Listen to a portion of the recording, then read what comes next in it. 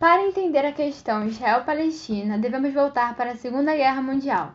Ali começa a se espalhar os ideais criados por um ex-soldado de guerra que vê a derrota da Alemanha na Primeira Guerra como culpa de seus governantes e suas covardias, visto que claramente o povo-ariano era superior sobre todas as outras. Este cara era Charlie Chaplin. Ok, sem brincadeira agora. Hitler era o nome desse baixinho que nem alemão era, mas vamos revelar isso. Suas ideias se espalharam levando toda a população alemã a acreditar em sua perseverança e autoridade. Agora você se pergunta, mas quais seriam esses ideais e o que aconteceu demais? Bom, para começar, se tu realmente se perguntou isso, significa que você não está prestando muita atenção na aula, hein? Acorda, né? Mas vamos lá. Resumindo, porque o tempo é curto. O seu alvo prioritário foram os judeus, que foram definidos como a razão do estado danificado em que a Alemanha se encontrava. Bom, o resto a gente já sabe, né, amigos? O baixinho até que estava indo bem no começo, mas depois ele perdeu a guerra, simplificando. Dessa forma, em 1948, foi decidida a criação de um Estado judeu que, cá entre nós, não paga a dívida da morte de milhões de judeus causados durante o nazismo. Mas não entraremos nesse mérito. Com isso, um território dominado desde a Primeira Guerra pelo governo britânico parecia uma boa opção, no caso, a Palestina. Bom, se você já conhece um pouco mais da história, você sabe que não foi só por isso a escolha desse território. Então, calma, cara, muita pressa, hein? No caso, sim, não foi só por isso, obviamente. Um dos motivos para essa escolha foi o fator religioso, já que o território da Palestina foi palco central para a história desse povo desde os tempos antigos. Além disso, desde antes da Primeira Guerra Mundial já existia o movimento sionista, que defendia o direito dos judeus de terem a sua pátria na Terra Prometida. E assim ficou decidido, seria nessa região da Palestina o novo território judeu. Em 1947 se iniciou a discussão para a criação do Estado judeu na região da Palestina, com uma repartição entre judeus, árabes e autonomia de Jerusalém. Porém, os árabes não ficaram muito contentes com essa ideia. Assim se iniciou o primeiro conflito da região, a Guerra Civil de 1947 a 1948. E em 14 de maio de 1948, com o que parecia ser o fim do conflito, Israel declarou sua independência. Mas, sempre tem um mais, né? Senão eu não estaria falando. Bom, o mais é que os árabes se aproveitaram diretamente da independência do Estado para atacar. Zero insensíveis, mas foi o que aconteceu. No dia seguinte da independência de Israel, os estados árabes vizinhos travaram um ataque ao país, e assim algo que parecia estar se resolvendo foi por ladeira abaixo. Depois do ataque, Israel travou a guerra aos países árabes e seu entorno. No caso, Israel se revoltou, não ia levar desaforo para casa. Algo muito dito, principalmente no Brasil, é como o esporte une as pessoas. Porém, no caso de Israel e Palestina, isso não ocorre. No massacre de Munique de 1972, olha só, a Alemanha aí de novo. A Organização para a Libertação da Palestina sempre tem que ter esses nomes grandes, né? Não tem ninguém para fazer o marketing dessa organização? Capturou 11 atletas israelenses que participaram das Olimpíadas de Munique e os mantiveram de reféns para usá-los como moeda de troca por 200 palestinos presos em Israel. Aí você me pergunta, mas não há uma grande segurança em Jogos Olímpicos? E aí que entra o nosso baixinho com aquele bigode no mínimo diferente de novo. Para demonstrar que a Alemanha não era mais um país totalmente militarizado e apagar aquela imagem deixada por Hitler em 1936, eles aliviaram a segurança e, obviamente, não foi uma boa ideia. Resumindo, o pedido de libertação foi negado. Porém, se está nesse vídeo é porque teve mais coisa, né? Bom, o outro pedido foi um avião para levá-los até a cidade de Cairo, no Egito. E esse foi concedido. Entretanto, deveriam usar um helicóptero primeiro para chegar ao local do avião. E esse foi o maior erro. Mais uma vez, alguém que não tem nada a ver com Israel ou Palestina influenciou. A polícia alemã decidiu atacar os terroristas, mas obviamente sem sucesso, o que levou um sobrevivente do grupo a atirar uma granada onde se localizavam os esportistas israelenses, assim matando todos. A Guerra dos 6 Dias, ou Terceira Guerra Árabe-Israelense, foi travada entre os dias 5 e 10 de junho de 1967. Tendo de um lado do conflito as Forças Armadas do Estado de Israel e do outro as do Egito, Síria, Jordânia e Iraque, que por sua vez receberam apoio de Kuwait, Líbia, Arábia Saudita, Argélia e Sudão. Essa foi a guerra mais rápida travada entre árabes e israelenses, E também foi a guerra que possibilitou a Israel expandir seu território, conquistando a Península do Sinai, a Cisjordânia, Gaza, Jerusalém Oriental e as colinas de Golã, o que posteriormente desencadeou a Guerra de Yom Kippur em 1973. A Guerra de Yom Kippur teve seu início bem antes de 1973, pois seu principal motivo foram os territórios sírios e egípcios anexados a Israel durante a Guerra dos Seis Dias, em julho de 1967. Isso porque o presidente israelense Zalman Shakar gostava muito da cultura egípcia. Desde a infância sempre foi fissurado por faraós e os mitos egípcios. E, nesse ponto, você provavelmente já notou que isso não é verdade. Os reais motivos eram, obviamente, meus amigos, políticos. Esses territórios anexados eram a Península de Sinai e uma parte do Canal de Suez, isso mesmo, dos memes recentes, a faixa de Gaza e Cisjordânia e as colinas de Golã. Assim vamos para o que é Yom Kippur. Yom Kippur é basicamente o dia do perdão para os judeus, ou seja, a pacificidade e tranquilidade. Porém, os palestinos, egípcios e sírios não se importaram muito com isso, pelo que parece. Se você conhece a estratégia Cavalo de Troia, você sabe que o fundamento dessa estratégia é o ataque surpresa. Então, por que eu estaria falando isso se não fosse pelo mesmo princípio de ter sido aplicado nesse caso? Esses grupos aproveitaram as festas e comemorações judaicas para fazer um ataque surpresa ao país, e assim recuperaram os territórios da Península do Sinai e as colinas de Golã. Mas só não recuperaram mais território justamente pela ajuda militar recebida por Israel dos Estados Unidos. Com isso, uma grande crise do petróleo aconteceu, e vamos fazer uma analogia para tentar entender o porquê. Basicamente, os países árabes eram aquelas crianças orgulhosas que não gostavam do amiguinho Israel, e não iriam brincar com nenhuma criança que falasse como Israel. No caso, vender petróleo, para deixar bem claro. Com isso entendido, o que ocorreu foi basicamente uma crise no produto, mas também levou coisas boas, por um lado talvez bom. Isso deu visibilidade para o resto do mundo. A questão palestina levando a maior discussão sobre o tema. Com isso, o papel político de Yasser Arafat, presidente da Organização para a Liberação da Palestina, que vamos chamar de OLP de agora em diante, cresceu forte e muito rapidamente. Dois acontecimentos foram necessários para criar uma sólida herança para os palestinos. O primeiro foi a declaração da Liga Árabe de que a OLP era a única representante legítima do povo palestino, assim fazendo com que Yasser Arafat se tornasse o líder palestino para os árabes. E a segunda, aí sim parecendo mais importante e oficial, a decisão da ONU de transformar a OLP no órgão responsável por todas as questões palestinas. Ou seja, agora sim Yasser Arafat era o líder palestino para todo o mundo. Já podiam soltar os fogos e comemorar. Os acordos de Camp David, mediados pelo país que media tudo no planeta, os Estados Unidos, foram acordos de paz firmados entre israelenses e egípcios. Isso mostra como Israel não é vingativo, não é? Depois de tudo o que ocorreu na Guerra do Yom Kippur. Nesse acordo ocorreu uma troca importante. Enquanto Israel devolve a Península do Sinai, os egípcios entregam o resto da faixa de Gaza, além de reconhecer o Estado israelita. E assim, todos viveram felizes para sempre, certo? Não, errado. Obviamente tiveram consequências, a começar pelo isolamento do Egito do resto da comunidade árabe e muçulmana, o que levou à sua suspensão da Liga Árabe das Nações. Resumindo, o Egito perdeu seus amiguinhos em troca da paz.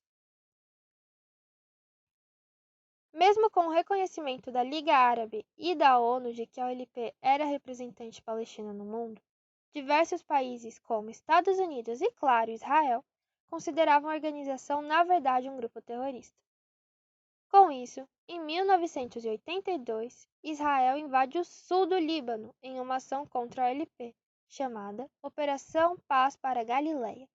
Isso leva à criação do grupo libanês Hezbollah, outro grupo no mesmo estilo da OLP.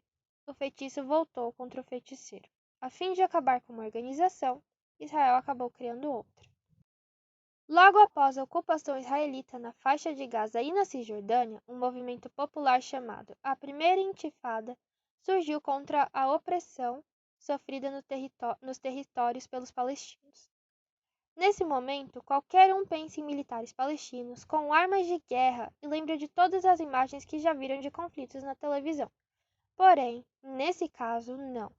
O conflito foi feito pela própria população do local, utilizando paus, pedras e tudo o que achassem que pudesse ferir os militares de Israel. Tudo isso pelo cansaço gerado por mais de 40 anos de conflito.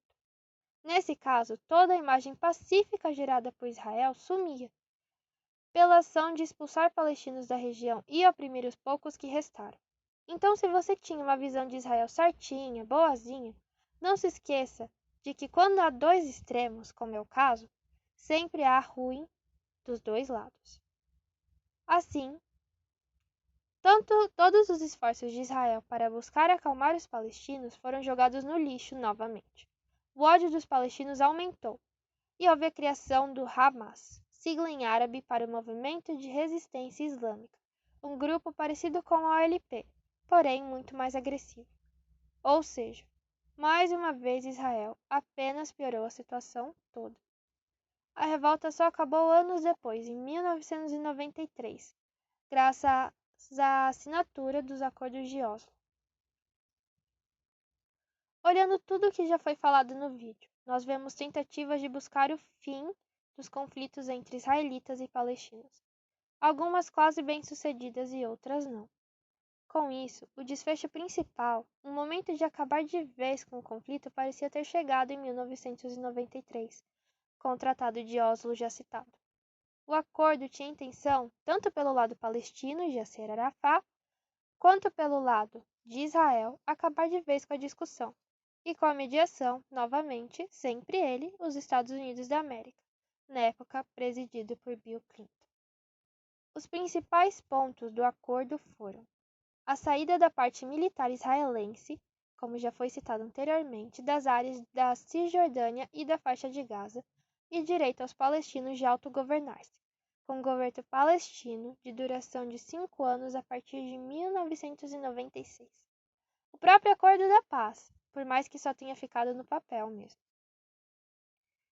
É possível perceber como nada é tão simples, não é? Houve uma divisão de áreas para o governo. Área A, provavelmente a favorita de Yasser Arafat, era a área de controle total palestino, ou seja, autoridade máxima. Área B, controle civil da autoridade palestina juntamente com o controle militar de Israel, um café com leite. E área C, controle total israelita, ou seja, estrela de Davi em todo lugar, padaria, mercado, universidade, onde tu for. Por mais que hoje todos nós, a não ser que você tenha ficado preso em uma caverna ou seja um viajante do tempo, sabemos que o conflito não chegou a um fim. Porém, devemos lembrar que sim, o acordo teve ações positivas logo após sua oficialização. Como exemplos, temos o Tratado de Paz assinado em 1944 entre Israel e Jordânia. O então presidente do país que se mete em tudo, os Estados Unidos, para deixar claro, George W. Bush, defende a criação de um território palestino, mesmo sendo o maior apoiador de Israel. Um acordo de paz vindo da Arábia Saudita, a Iniciativa da Paz Árabe. Apesar de todos os avanços vindos do Tratado de Oslo, na prática pouca coisa mudou. Se tá chato pra você esse vai e volta aqui no vídeo, imagina para os povos israelitas e palestinos que estão no meio do conflito e só querem paz. Mais uma vez, isso acontece com o Hamas, com a segunda intifada em 2000, fazendo diversos ataques suicidas com o argumento de que Israel ainda possui tropas na Cisjordânia e que havia discussão entre as partes e que os palestinos continuavam oprimidos. A partir disso, Israel e Estados Unidos definem os Hamas, depois de tanto tempo, oficialmente um grupo terrorista. Isso leva ao Moshe Katsav, então presidente de Israel, a criar uma cerca entre o país e a Cisjordânia. O conflito só terminou após o exército israelense ter matado ainda mais palestinos do que na primeira intifada, e quando seu primeiro-ministro, Ariel Sharon, retirou as tropas do território, tentando retomar os acordos de paz, que por tudo que estamos falando nesse vídeo, não parecem valer nada. Para ajudar ainda mais a situação, morre Yasser Arafat, o que causa instabilidade na OLP, sendo nomeado Mahmoud Abbas em seu lugar. Com a retirada das tropas de Israel em 2005 e assim o fim da Segunda Intifada, a OLP perdeu influência no jogo que vem sendo essa guerra para o Hamas, assim perdendo espaço no território na faixa de Gaza. A Cisjordânia ficou sob o controle do Fatah, outra organização no mesmo estilo da OLP e Hamas. Porém, no caso, Fatah e Hamas eram, assim dizendo, amigos. Essa amizade de longa data, porém, acabou quando os dois grupos começaram a discordar entre si sobre as atitudes que deveriam ser tomadas em relação à Autoridade Nacional Palestina. Porém, como nós não somos bobos nem nada, nós sabemos que é pela mera intenção de ter o poder, afinal, o mundo funciona assim. Os conflitos entre palestinos e israelenses nunca terminaram. Diversos ataques continuam acontecendo sem nenhum santo na história, com Israel invadindo a faixa de Gaza diversas vezes, sempre tentando um acordo de paz logo em seguida. O que cá entre nós não parece uma boa estratégia. Além disso, a região palestina não recebeu reconhecimento pela ONU como Estado-membro com voz, apenas um ouvinte, e também pela divisão política entre os vários amigos, Fatah e Hamas. Os dois seguem caminhos opostos em relação ao desenvolvimento e à tecnologia. Israel é o primo rico da história. Possui ajuda militar dos Estados Unidos, tendo um dos exércitos mais bem preparados do mundo, além de ter uma economia bem estruturada e avanços na tecnologia e ciências importantes. Isso acontece principalmente pelo forte investimento recente no país em questões educacionais e na ampla rede de empresas criadas no território. A questão educacional é um dos grandes motivos pelo qual Israel figura entre as maiores potências tecnológicas do mundo, pois o orçamento destinado ao ensino é equivalente a 30% dos cofres públicos, ou seja, os caras realmente investem em educação. Com isso, o país tem, proporcionalmente ao número de habitantes, a maior quantidade de indicações e premiações do Nobel, em áreas como ciências naturais, engenharia, agricultura e medicina, tendo ao equivalente 10 israelenses laureados com o prêmio. Isso é um dado que eu tenho certeza que você não saiba, a não ser que já tenha pesquisado sobre o tema ou seja professor corrigindo um trabalho de história. Enfim, fazendo uma comparação com o Brasil, Israel ocupa o segundo lugar no número de adultos formados, enquanto o nosso país ocupa o 100º no ranking.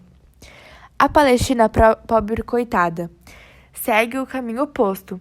O máximo que o Estado fez ultimamente, isso vai soar pior ainda depois de tudo que eu falei sobre Israel, foi prometer um aumento de investimentos na área de ciência e tecnologia, e visto também o armamento bélico para a guerra vigente na área, destacando a parte da promessa, ou seja, a gente não tem certeza de nada, ok? Israel acha que possui direito ao território que foi lhes concedido por Deus, além de ser uma indenização pelo Holocausto. A Palestina acha que teve seus habitantes expulsos do território e foram invadidos pelos israelenses. Assim, Israel é um invasor que usa uma força desproporcional, além de humilhar e impedir palestinos de viver com dignidade em um lugar que seria do povo árabe por direito. Resumindo, ambos têm seus motivos, e bons motivos na verdade. O que pesa nessa discussão mesmo é como os dois lados se comportam em relação a defender seus ideais. Em 2018, os Estados Unidos inauguraram sua embaixada em Jerusalém, ou seja, praticamente definiram Jerusalém como sendo a capital de Israel. E como tanto Israel quanto a Palestina reivindicam a posse de Jerusalém para si, isso criou diversos conflitos, resultando em diversas mortes, para variar um pouquinho. Jerusalém é uma cidade sagrada para as três maiores religiões do planeta, a judaica, cristã e islâmica. Para os judeus, a cidade é considerada divina porque foi a capital do reino de Davi e também o local onde o rei Salomão construiu o templo para guardar a Arca da Aliança. Mas somente uma das paredes dele ainda está de pé e é conhecida como Muro das Lamentações, o lugar mais sagrado para o judaísmo. Para os cristãos, foi em Jerusalém que Jesus realizou diversos milagres e também foi traído, preso, crucificado e voltou dos mortos. Também foi lá onde foi construída uma igreja no lugar onde acreditava-se que Jesus foi sepultado e ressuscitou. Para os muçulmanos, a cidade foi para onde o profeta Maomé peregrinou depois de passar por Meca e Medina. Além disso, tanto o judaísmo quanto o islamismo consideram a cidade o centro do mundo. Isso faz de Jerusalém a cidade mais importante para essas duas religiões. E assim acaba a parte religiosa da coisa. Em 1947, a ideia da ONU para a cidade era de não pertencer a território nenhum. Já que tinha tanta importância religiosa e histórica, ela deveria ser do mundo inteiro.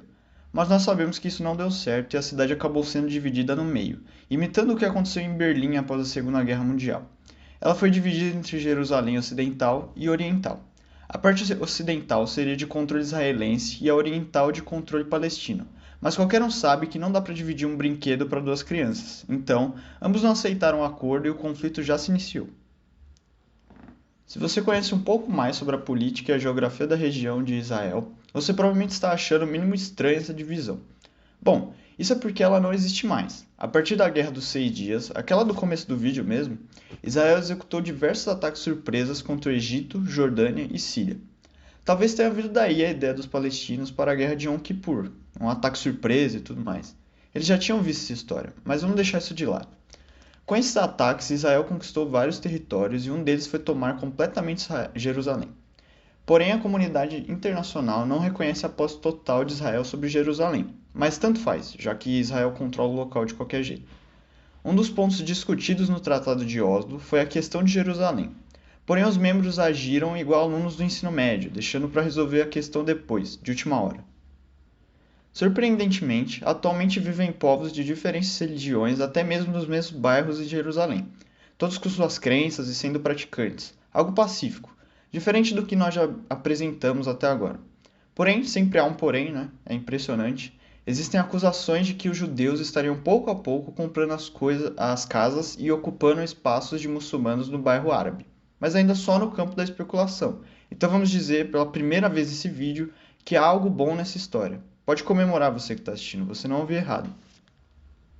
A recente escalada de violência entre Israel e o Hamas, o grupo extremista que controla a faixa de Gaza, atraiu novamente as atenções do mundo para um conflito que se arrasta por décadas, misturando política e religião.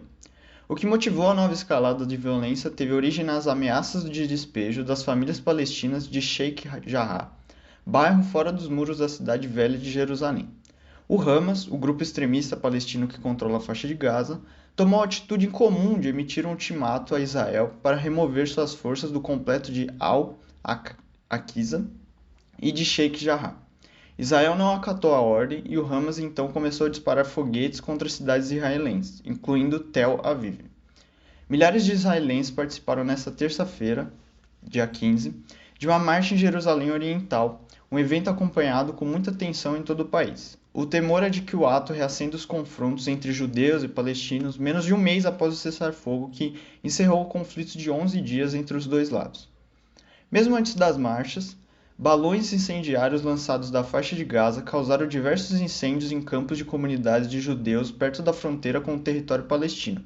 A ação provocou um ataque aéreo do exército israelense, que se disse pronto para todos os cenários, incluindo a retomada dos combates em face dos contínuos atos terroristas de Gaza. De acordo com uma estação de rádio do Hamas, do grupo islâmico, que controla a faixa de Gaza, a investida de Israel visava um centro de treinamento dos palestinos. Esse tipo de incidente não era registrado desde o acordo de cessar-fogo estabelecido em 20 de maio. Ok, agora para finalizar, vamos indicar alguns filmes e uma série para você assistir, algo complementar para tudo que foi dito. E quem não gosta de um filme ou uma série, não é mesmo?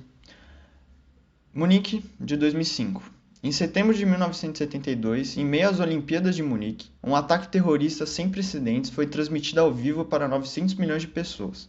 Um grupo palestino, denominado Setembro Negro, invadiu a Vila Olímpica, matou 2 integrantes da equipe olímpica israelense e manteve outros 9 como reféns. 21 horas depois do ataque chegar ao fim, com todos sendo mortos. Pouco depois, Avner, um jovem israelense revoltado com o ocorrido, recebe de oficial do Mossad uma ordem sem precedentes: abandonar sua esposa grávida e sua identidade para caçar e matar os 11 homens apontados pela inteligência de Israel como tendo planejado o atentado. Avner aceita a ordem e passa a liderar uma equipe de apenas 4 integrantes, extremamente talentosos. Eles passam então a viajar pelo mundo em total sigilo, na pista de cada um dos nomes de uma lista muito bem guardada. Paradise Now, de 2005. Amigos de infância, os palestinos Khaled e Said são recrutados para realizar um atentado suicida em Tel Aviv. Depois de passar com suas famílias o que teoricamente seria a última noite de suas vidas, sem poder revelar a sua missão, eles são levados à fronteira. A operação não ocorre como planejado e eles acabam se separando. Distantes um do outro, com bombas escondidas em seus corpos, Khaled e Said devem enfrentar seus destinos e defender suas convicções. The Gatekeepers, de 2013. Em Israel, o Shin Bet é um organismo de segurança nacional conhecido pelo estrito sigilo quanto às suas atividades e aos membros que a compõem. Este documentário entrevista todos os antigos líderes ainda vivos dessa organização. Agora algo mais leve ligado à questão judaica. Hunters, de 2020. Inspirado em fatos reais, Hunters segue um grupo diverso de diversos caçadores de nazistas em 1977 na cidade de Nova York, que descobrem que centenas de nazistas estão em fuga e vivendo na América. E assim, eles fazem o que qualquer esquadrão de vigilantes faria. Eles partem em uma sangrenta busca por vingança e justiça.